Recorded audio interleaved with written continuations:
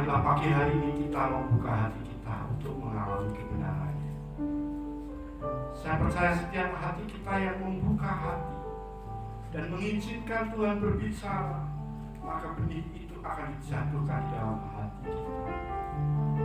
Bapa, pagi hari ini aku berdoa, kiranya jamahan Roh Kudus, kuasa itu bekerja di dalam hati kami saat kami mengalami firman. Tuhan menginsapkan kami dengan kebenaran firman-Mu. Tuhan mencerahkan kami, memberikan pengilhaman yang baru, sehingga kebenaran firman-Mu sungguh-sungguh hidup bagi kami. Terima kasih Tuhan, berkati kami yang siap mendengarkan firman. Dalam nama Yesus kami berdoa. Amin. Saudara-saudara yang dikasihi oleh Tuhan, pagi hari ini saya akan menyampaikan kebenaran firman Tuhan. Saya memberi judul Memiliki Hidup Unggul. Teks yang akan kita baca terambil di dalam surat Filipi pasal pertama, ayat 12 hingga ayat yang ke-14. Firman Tuhan berbunyi demikian.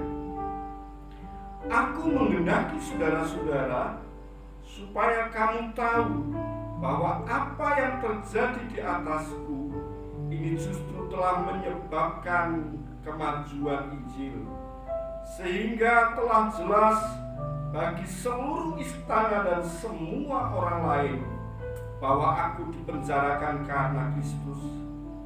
Dan kebanyakan saudara dalam Tuhan telah beroleh kepercayaan karena pemenjaraanku untuk bertambah berani berkata-kata tentang firman Allah dengan tidak takut. Saudara, kehidupan yang kita jalani ini penuh dengan resiko. Dan bahaya paling terbesar di dalam kehidupan adalah ketika seseorang tidak berani mengambil risiko apa-apa. Orang yang tidak berani mengambil risiko apapun dan tidak melakukan apapun, tidak punya apapun, dan akibatnya orang tersebut bisa tidak mengalami apapun di dalam hidupnya. Mengapa ada orang-orang yang seperti itu? Mengapa hal itu masih terjadi? Bahkan di dalam kalangan kekristenan sendiri hal itu masih terjadi. Mungkin alasan yang mendasar mereka menghindari penderitaan dan kesulitan. Dan akibatnya, saudara sekalian, mereka tidak pernah belajar. Mereka tidak pernah mengalami pertumbuhan yang signifikan. Mereka tidak pernah merasakan perubahan. Mereka tidak pernah mencintai hidup dan juga tidak pernah mengalami keunggulan hidup.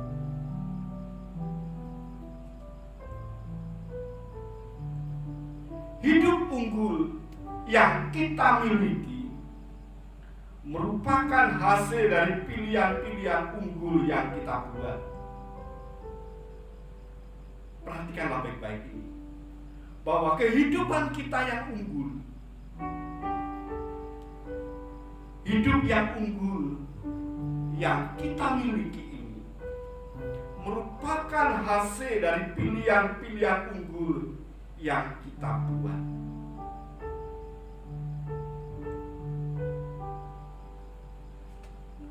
Bapak Ibu yang saya hormati, saya mau mengajak kita bersama untuk belajar dari satu tokoh, orang yang pernah mengalami pahit getirnya kehidupan. Orang tersebut bernama Rasul Paulus. Orang yang saat ini sedang berada di dalam belenggu penjara, sedang menunggu proses perkaranya diadili. Apakah dia akan dijatuhi eksekusi mati, atau sebaliknya dia akan mengalami kebebasan? Di dalam belenggu pemenjaraannya itu, Paulus mengalami kebebasan. Paulus mengalami kemerdekaan. Paulus mengalami makna hidup unggul. Saudara, ketika Paulus di dalam penjara, keberadaannya itu menimbulkan kekhawatiran bagi jemaat-jemaat Filipi. Hal itu bukan hanya berhubung dengan keselamatan jiwanya, tetapi juga berhubung dengan kelangsungan berita Injil. Kalau Rasul Paulus sudah dipenjarakan, maka proses kelangsungan pemberitaan Injil akan berhenti. Dan kekhawatiran ini nampaknya sudah didengar oleh Paulus. Karena itu, Paulus merasa perlu memberikan penjelasan mengenai keberadaannya. Meskipun dirinya terbelenggu di dalam penjara, Paulus mengalami kemerdekaan seutuhnya. Saudara, keberadaannya di Roma bukan sebuah kebetulan, melainkan merupakan satu kerinduan yang diinginkan hatinya.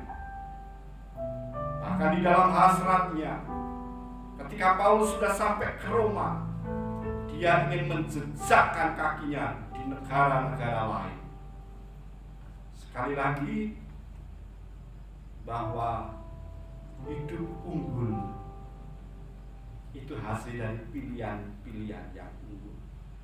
Nah, saudara sekalian, dari pengalaman Paulus di dalam penjara ini, ada 3 hal yang berharga yang diwariskan kepada kita semua. Bagaimana orang percaya itu mengalami hidup unggul. Yang pertama, hidup unggul hasil dari cara pandang yang unggul. Mari kita buka kembali di dalam ayat 12. Firman Tuhan berbunyi demikian, "Aku menghendaki saudara-saudara, supaya kamu tahu bahwa apa yang terjadi atasku ini justru telah menyebabkan kemajuan Injil." Kehidupan kita ditentukan dari cara pandang kita. Orang yang memiliki cara pandang yang luas, maka akan menentukan hidupnya memandang dengan arif dan bijaksana. Saudara, saya memiliki satu ilustrasi yang sederhana untuk menggambarkan sebuah cara pandang. Kalau seandainya saya memakai kacamata coklat seperti ini, maka apa yang saya lihat di depan saya semuanya nampak coklat. Sebaliknya, apabila saya menggunakan kacamata berwarna hitam, maka semua yang saya lihat di sekeliling saya adalah berwarna hitam. Selanjutnya, kalau saya memakai kacamata berwarna putih, semuanya akan nampak putih. Kacamata pandang saya menentukan apa yang ada di depan saya. Nah, saudara-saudara sekalian, demikian kehidupan kita. Hidup unggul itu dihasilkan dari cara pandang kita yang unggul.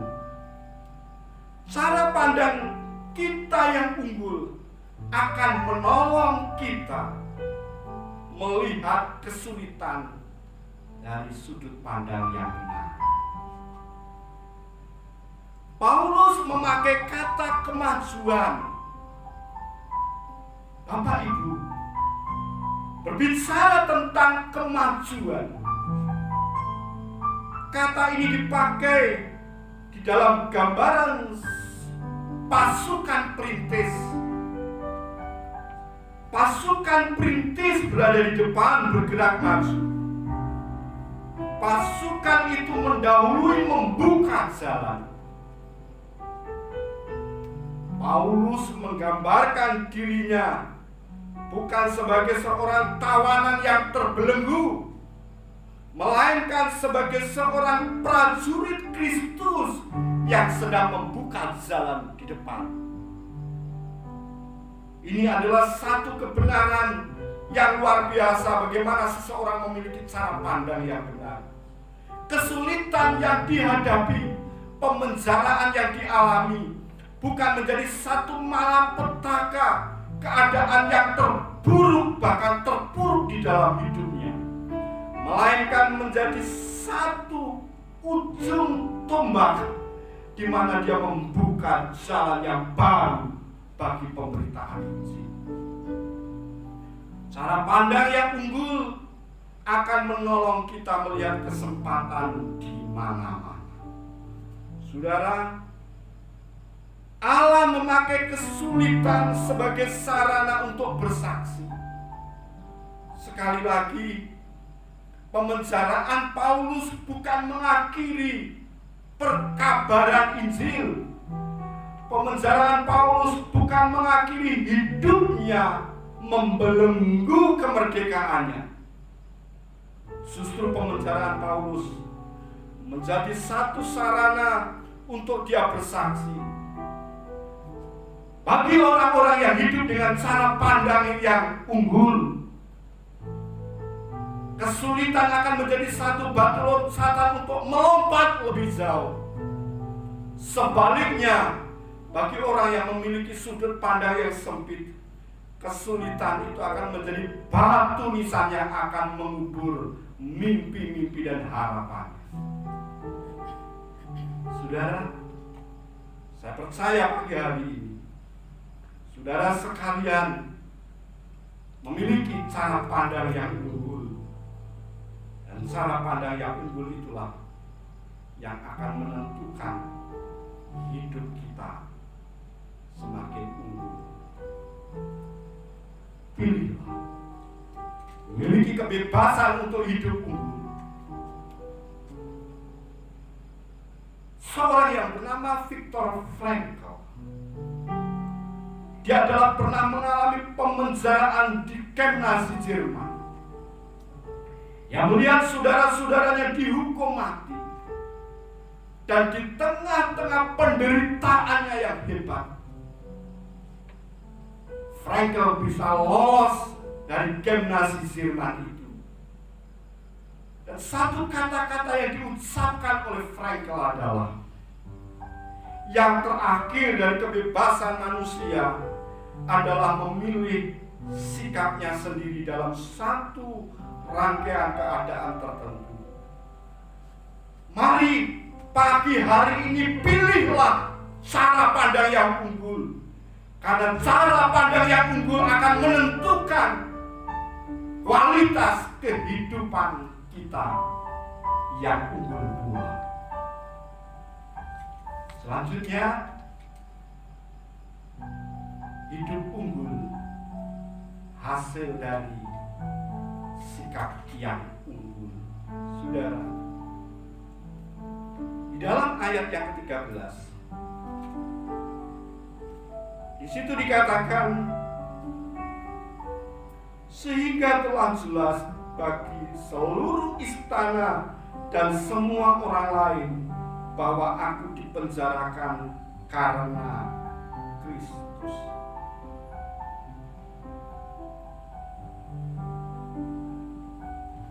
Sikap merupakan keadaan batin yang ditunjukkan melalui bahasa tubuh kita.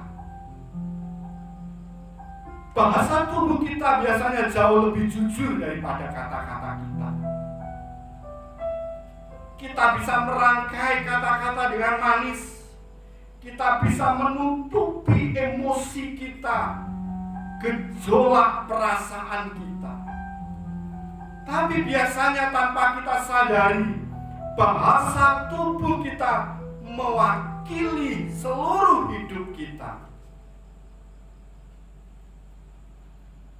Saudara, sikap merupakan pelopor dari diri kita yang sesungguhnya, yang mendorong hidup kita. Itu bukan faktor-faktor dari luar.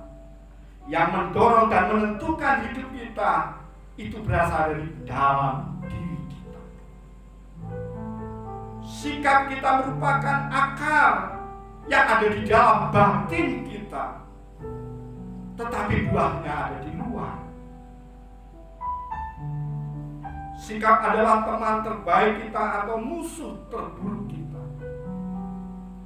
Sikap adalah pandangan luar berdasarkan pengalaman masa lalu.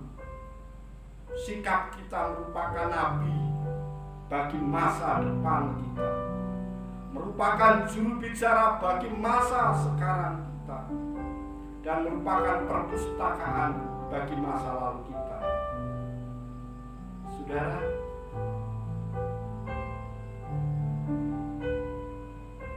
betapa pentingnya kita memiliki sikap.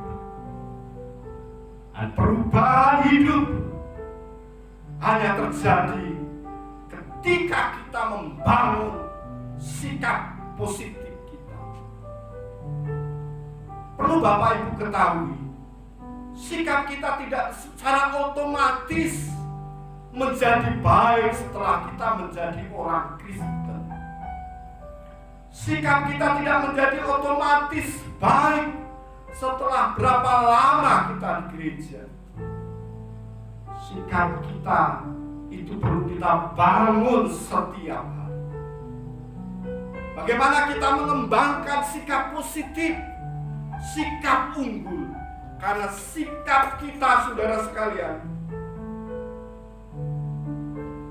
akan menentukan cara pendekatan kita terhadap kehidupan ini. Kembali lagi, kalau kita belajar teks ini, Paulus berada di dalam belenggu penjara. Secara fisik dia tidak mengalami kebebasan seutuhnya. Bahkan gerak-geriknya serba dibatasi. Tetapi di dalam keterbatasan itu, Paulus melihat kehidupan ini dan mendekatinya dengan sikap yang benar. Berapa banyak kita kehilangan kesempatan, berapa banyak kita menjadi buruk sangka oleh karena kita mengembangkan sikap yang negatif di dalam hidup kita.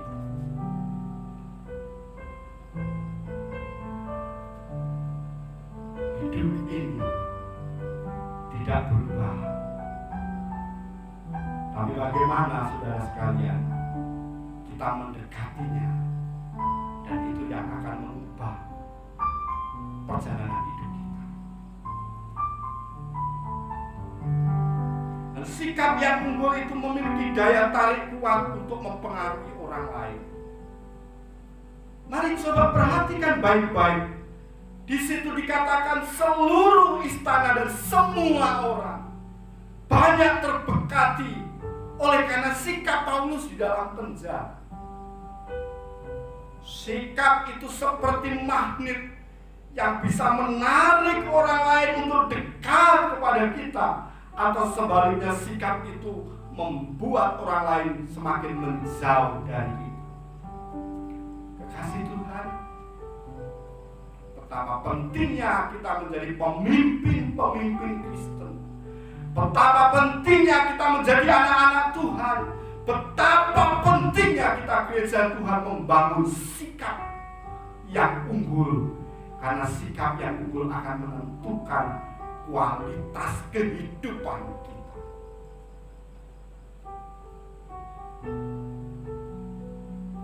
Mari kita membangun hidup ini. Dan mari kita membangunnya dengan sikap yang unggul. Berapa banyak kehidupan kita yang pagi hari ini kita menjalani hidup, kita bersungut-sungut, kita mengeluh, kita komplain, kita marah terhadap keadaan, kita marah terhadap pemerintah, dan mengatakan bahwa hidup ini tidak adil, pemerintah ini tidak adil. Kembali lagi bahwa ketika kita memiliki sikap yang negatif, itu akan menentukan hidup kita, sepak terjang kita, dan juga akan menentukan sukses atau kegagalan hidup kita.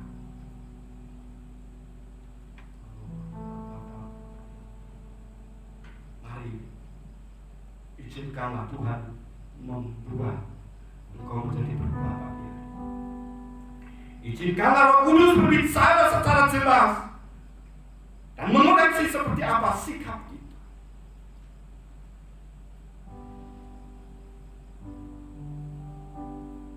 Biarlah kehidupan kita menjadi anak-anak Tuhan yang unggul melalui bagaimana kita membangun dan memiliki cara pandang serta sikap yang ketiga, hidup unggul hasil dari tindakan yang unggul. Di dalam ayat 14 perhatikan,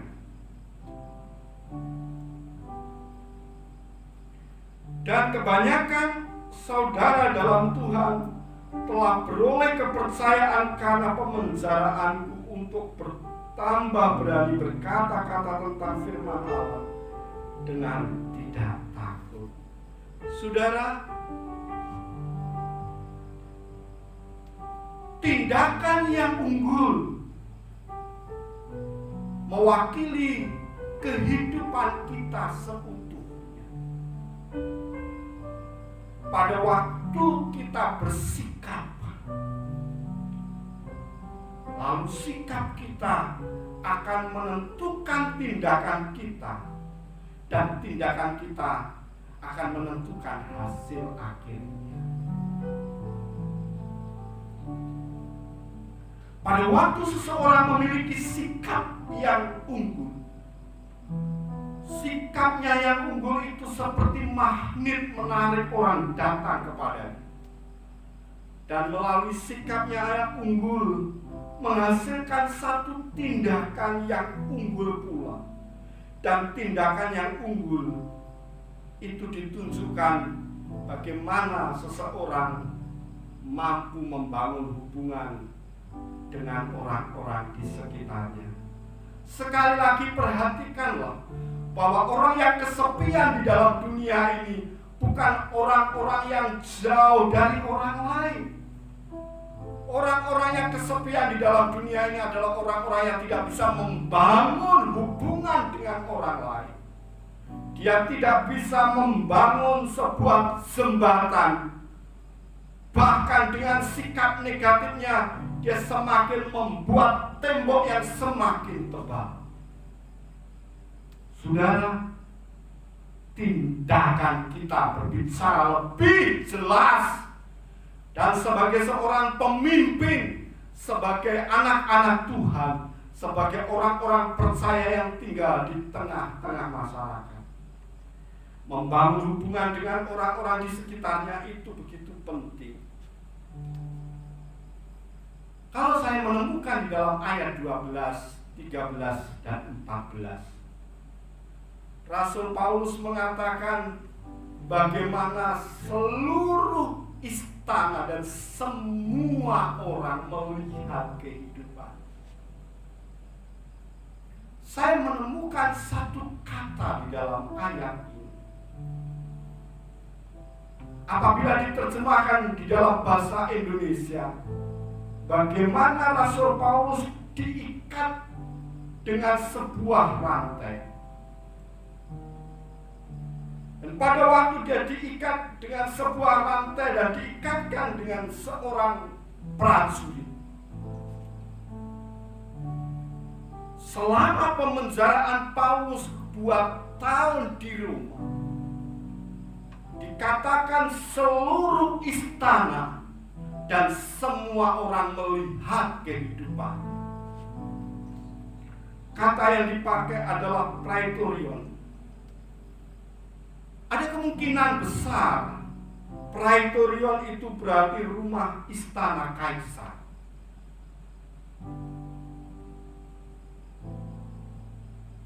Ada satu cerita bagaimana seorang kaisar bernama Agustus pernah memilih pasukan atau militer atau tentara, orang-orang yang memiliki kapasitas yang luar biasa. Nah, ada sekitar 10.000 orang yang dipilih untuk mengawal kaisar, untuk berjaga-jaga di istana kaisar. Nah, tentara-tentara pilihan itu, saudara sekalian, tentara itulah yang berjaga-jaga, dan sekitar 6 jam sekali, maka tentara yang berjaga itu selalu digilir. Saya bisa membayangkan ada sekitar 4 orang di setiap harinya selalu digilir untuk menjaga Paulus, dan tangan Paulus diikatkan dengan tangan seorang tentara penjaga itu.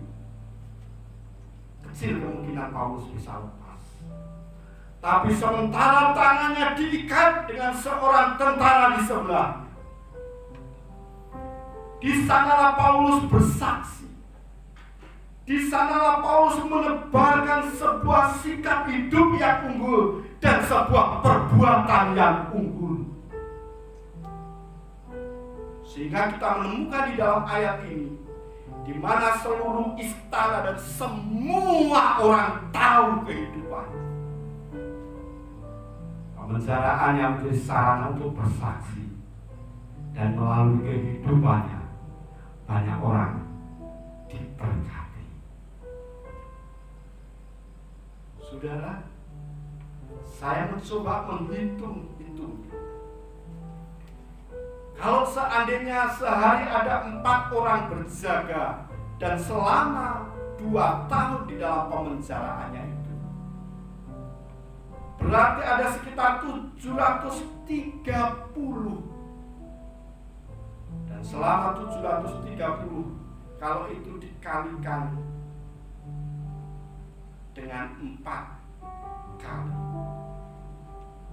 itu mendekati 2.900.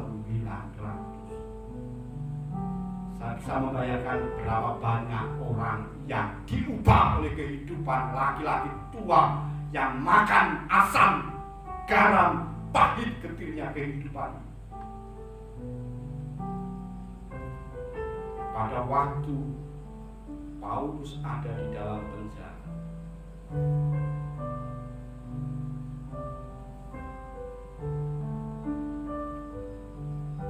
dia menjadi pelaku kebenaran.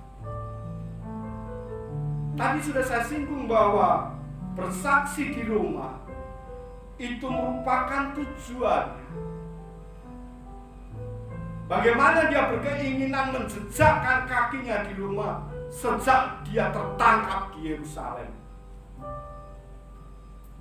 Rasul Paulus bermimpi-mimpi sampai ke negara-negara lain, dan Roma menjadi pusat imperium.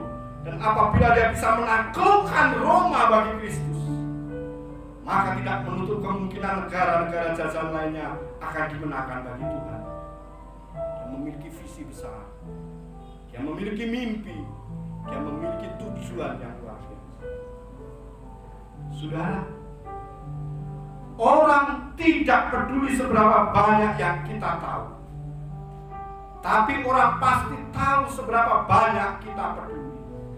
Tindakan-tindakan kita mewakili hidup kita. Tindakan-tindakan kita jauh berbicara lebih jelas, lebih gamblang, lebih lantang daripada kata-kata kita. hidup unggul hasil dari tindakan unggul.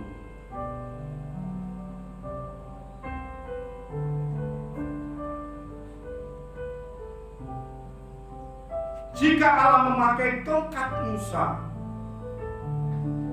Allah memakai buyung Gideon, Allah memakai umban Daud, dan sekarang ini Allah memakai rantai yang mengikat Paulus sebagai alat untuk menyatakan kebenaran dan kebesarannya. Dan Paulus menyatakan kebenaran yang luar biasa kepada semua orang. Meskipun dia terbelenggu, dia mengalami kebebasan.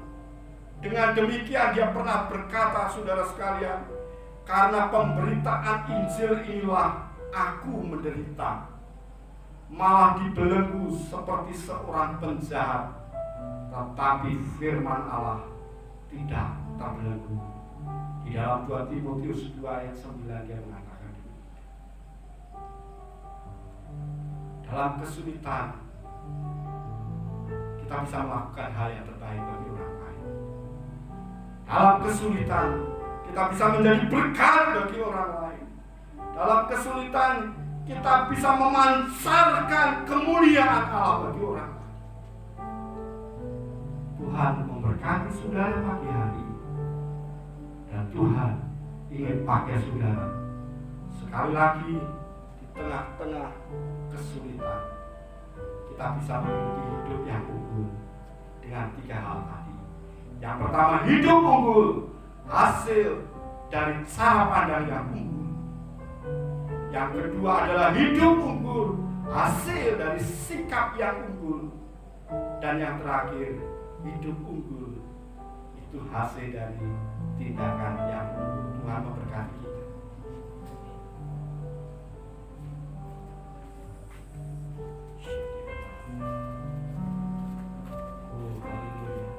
Saya akan berdoa buat saudara.